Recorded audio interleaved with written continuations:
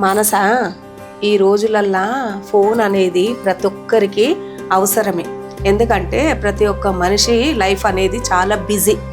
విన్నావా? ఇంట్లో నుంచి బయటికి పోయిన మనిషి మంచిగా ఉన్నాడు అని చెప్పడానికి ఫోన్ అవసరం పడుతుంది. ఆ మనిషికి ఏమైనా జరిగినా కానీ ఫోన్ ద్వారానే మనకు తెలుస్తుంది. విన్నావా? అది మంచి విషయమే కదా పెద్ద మమ్మీ. ఉండక్క.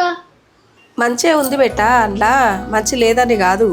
కానీ నీలాంటి చదువుకునే కాలేజీ అమ్మాయిలకు ఏమైపోతుంది, ఆ ఫోన్ చేతులు ఉండగానే ఫేస్బుక్ అని ఇన్స్టాగ్రామ్ అని వాళ్ళతోని ముక్కు ముఖం తెలియని వాళ్ళతోని చాటింగ్లు చేసుకుంటా ప్రేమలని పెళ్ళిళ్ళని వాళ్ళ జీవితాన్ని మొత్తం నాశనం చేసుకుంటుర్రు, వాళ్ళ ప్రాణాల మీదకి తెచ్చుకుంటుర్రు.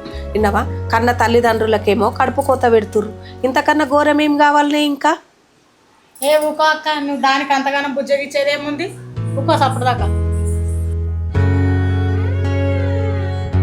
అంటే నీకు పెద్ద మమ్మీకి నా మీద నమ్మకం లేదా అమ్మ?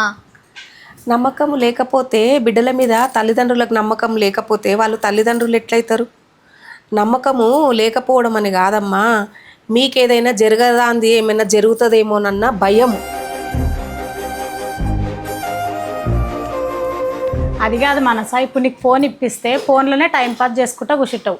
కనీసం తల్లిదండ్రులకు సహాయం చేద్దామని అంటావా? అటు మగ పోరగాళ్ళు అట్లనే ఉండరు, ఇటు ఆడి పోరగాళ్ళు అట్లనే ఉండరు.